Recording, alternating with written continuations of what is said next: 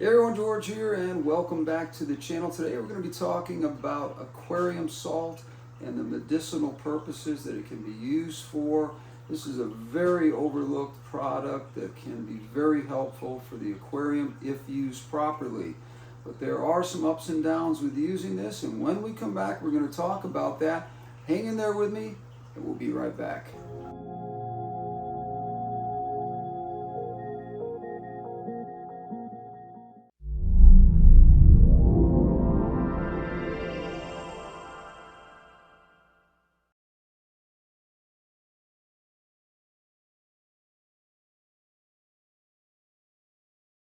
Aquatic Concept sponsors Project Piaba. So welcome back to the channel. Now today we're going to be talking about something that probably all of us who are in this hobby have in our arsenal of products that we use either for medicinal purposes, or some people think it's just therapeutic. We're going to talk a little bit about that today, and that is aquarium salt, which is basically just rock salt. Now before we get started on this, let's talk about aquarium salt and what that is. We're talking about salt that is basically just rock salt. It comes in various other forms. I urge you to do your homework and make sure that you are not putting salt in your aquarium that does not benefit freshwater fish, and that would be marine salt and those sorts of things. Those are absolute no-nos. Rock salt or aquarium salt is a very different compound, and I just want to make sure before we get too far into this that you do understand that there are very big differences in the two types of salt. Now before we go any further, if you have not subscribed to the channel, I urge you to do so. Hit that subscribe button and give me a like on this at the end of the video if you think that this was information that was useful to you, and or if you just want to let me know that you like the video. One of the things that I have noticed in the last several months is there's a lot of people that revisit the channel all the time, but they haven't hit that subscribe button. There's a lot of analytics that I can look at that shows me that, and I just hope that you'll take a second, if you've been following the channel, take a second to just hit that subscribe button. It's just very easy to do. And also give me a like on this or any other video of mine that you've watched, because it does help the channel. Getting back to what we're talking about here, I don't want to give you any disinformation here, so I'm going to be very careful about how I explain this to you. A lot of times when we're treating minor fungal or bacterial infections, these are things that are easily seen. Now we're not talking about internal, we are talking about external problems only.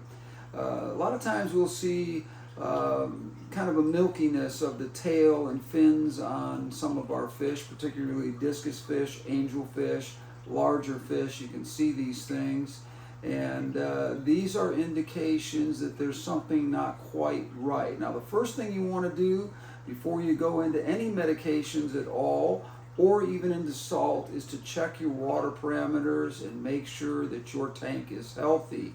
If you have an unhealthy tank, this is the reason why maybe you are having these issues come up, and throwing all the salt at it or all the medications at it that you can find is not going to help anything until you correct that problem. So the first thing I urge you to do is check your water parameters and make sure that your ammonia, your nitrites, your nitrates, your pH, which needs to be in a reasonable area, are all in good standing before you result to going to medications. Now, before you get into medications at all, the one thing I want you to understand is that salt and heat, rock salt, aquarium salt, and heat can probably solve in the early stages 95% of all of the problems that are out there.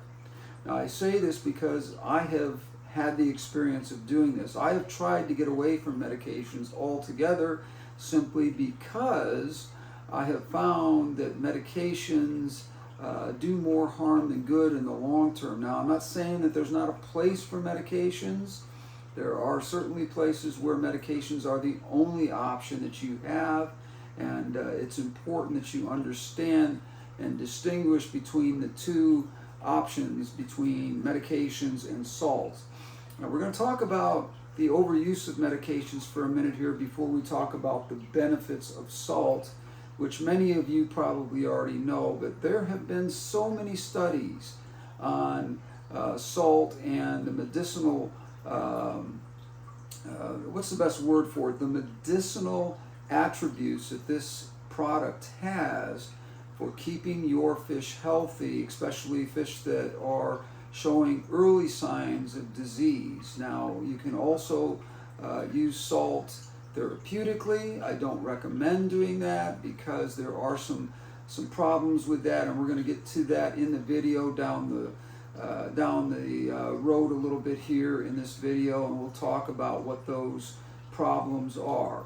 But let's talk about the benefits of salt in itself. A lot of times our instinct is to go to medications and start looking on the internet as to what types of medications we might use for what we can only describe to ourselves as the symptoms that may require some kind of medication. That would be an antibiotic or an antifungal or a parasitical issue. These are all things that are problems that you can have early on in a tank. Once you have an established tank and all your water parameters are going well and you're not adding fish to the tank or any other life to the tank, and that tank is stable, you're pretty well going to be on autopilot as far as disease goes. Now, of course, there are diseases that fish get just like humans do that are internal, that we have no control over whatsoever.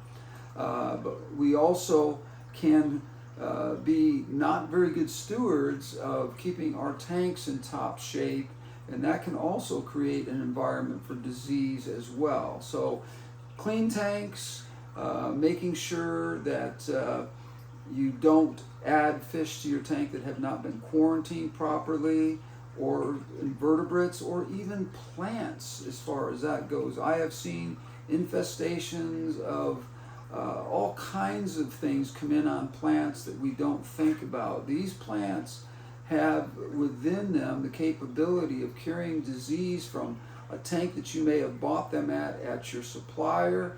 They come right into your tank unless you have quarantined your plants as well. And you probably think I'm crazy about quarantining plants. Unless they're tissue cultures that you're getting in those little cans or little containers that are made at a facility that guarantees that none of this stuff is possibly going to contaminate your tank, then that is the only thing I would trust. If you're getting plants from a supplier who's just throwing them into a tank and they're pulling them out of there for you to take home, that is a very dangerous game as well. So I'm not going to talk a lot about that. We'll get to a whole plant thing coming up here in the next couple of weeks. I've got so much to talk about on plants that are so important, but let's focus on the diseases in a tank where possibly you have added a new fish. Let's say, for example, on a tank like this, I have added discus fish after the tank has settled out, and I know there's no disease, and this has been quarantined and whatever, and I see this discus fish that's about the same size as the ones that I have, and I think, wow, that's just going to complete that tank, and I really, really have to have that fish. Well, the first thing you want to do, obviously, is to quarantine the fish.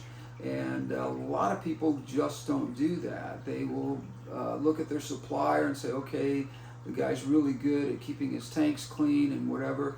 None of that stuff makes a difference when a fish is under stress. And taking a fish from another tank, bringing it to your tank with totally different water parameters, more than likely, is going to create an environment for any disease that fish is keeping at bay. Just because it's a healthy fish does not mean that it cannot come into your tank and create an environment where disease becomes a problem.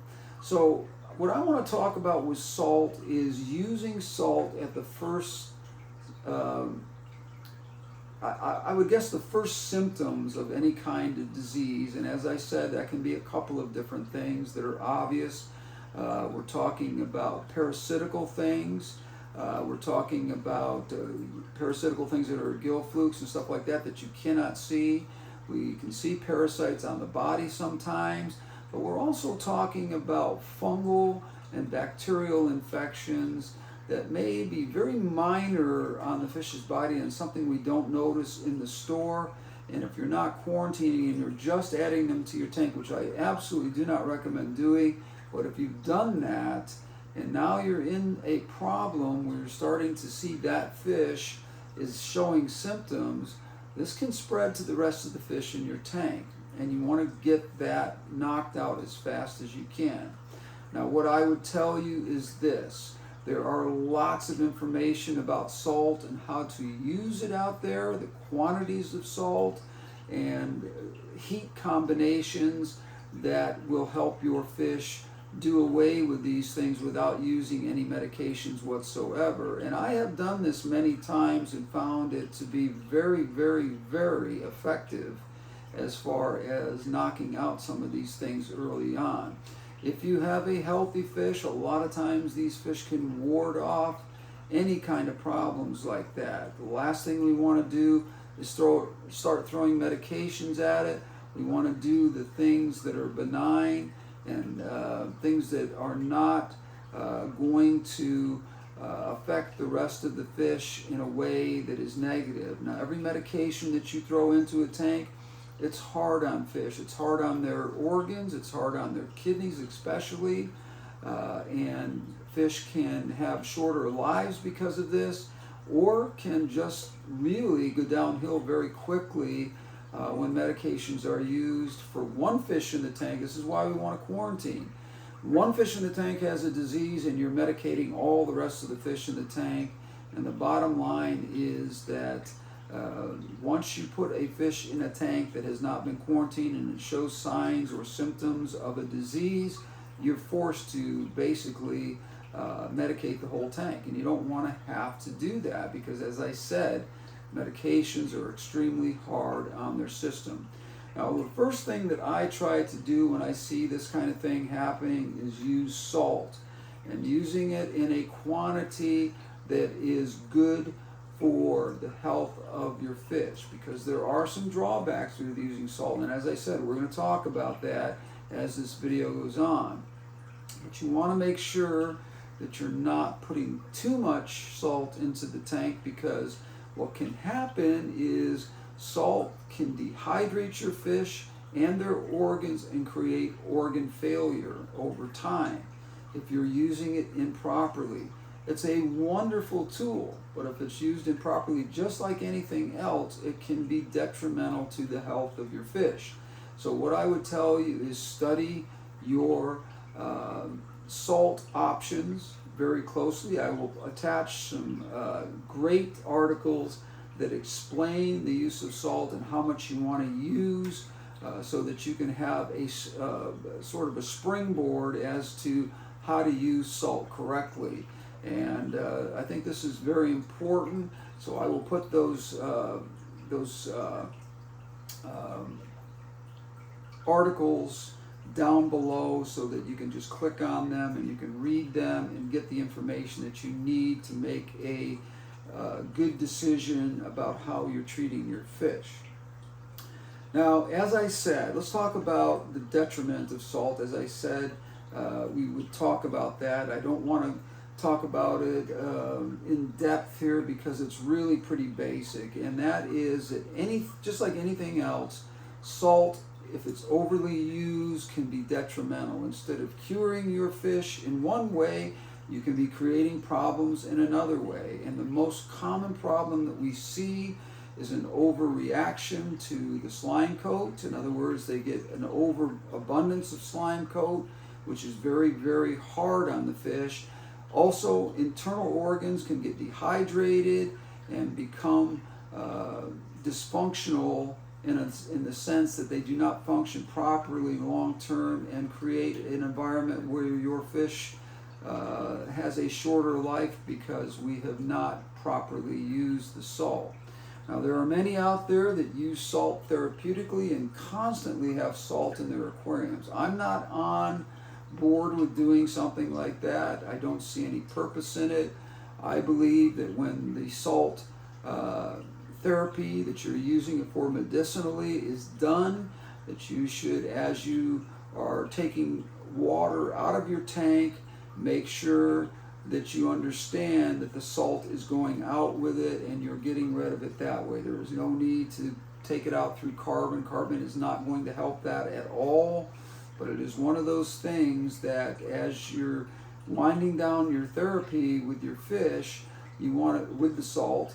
You want to make sure as you're doing your water changes, you're understanding that the salt is going out with it and the water you're putting back in is not containing that salt. So you're getting less and less salt, and after a while, after you've done several water changes, the salt is gone from your water. Now, you have to remember that when you are doing medical treatments as well. So if you are treating your fish for several weeks on salt and you're doing water changes in between, make sure you understand that whatever amount you're taking out, measure your tank in quarters and look at it as to, if you're doing a 25% water change, think about how much salt you started out with and put 25% salt back into the water, because you've just taken 25% of it back out. And when you put that new water back in, you're diluting it, and the effectiveness of the salt has also been minimized because you don't have as much salt in your tank. So if you're keeping this therapy going and you're not done with it, please remember to replenish the salt in the tank as you are taking it out during water changes. Now, the last thing I want to talk about with salt is do not use just any kind of salt. As I said at the beginning of the video, it's important for you to understand, if at all possible, buy, forget the brand, this just happens to be API. I don't have any relationship with them whatsoever. It just happens to be the salt that I buy. You can buy Aquarium salt by various different vendors out there. It doesn't matter, they're all the same. If they say Aquarium salt on them, they're pretty much rock salt that is made for aquariums, and basically it's probably not much different than the rock salt that you throw on ice and snow in the middle of winter. It's probably pretty much the same thing. But my recommendation is, so that you don't get any additives that can cause problems for your tank, is to buy a product from a company that is selling it as aquarium salt. That way you stay out of any kind of trouble. Do not use marine salt. A lot of my friends have gone and done this and caused some serious problems for their fish because they thought, you know, salt is all created equal. It's not. It's very different in the sense of how it is put together. Marine salt is specifically for marine fish, and it is salt that is typically been mined from the ocean and used specifically for marine aquariums. So you don't want to use that in a freshwater aquarium. Well, thank you for joining me today. I hope that you got some information out of this that was helpful for you. If you want to leave a comment down below, I appreciate it, and I will get back to you as soon as possible. And that's typically within 24 to 48 hours. Sorry about that. Something came on right here. I'll get through this really quickly. And also, give me a like, as I said, and please subscribe to the channel if you haven't already done so. And also, one last thing, share with your friends. I appreciate you coming to my channel today and watching this very important video. Again, thank you for joining me. We will see you on the next one. Until then, we are out of here.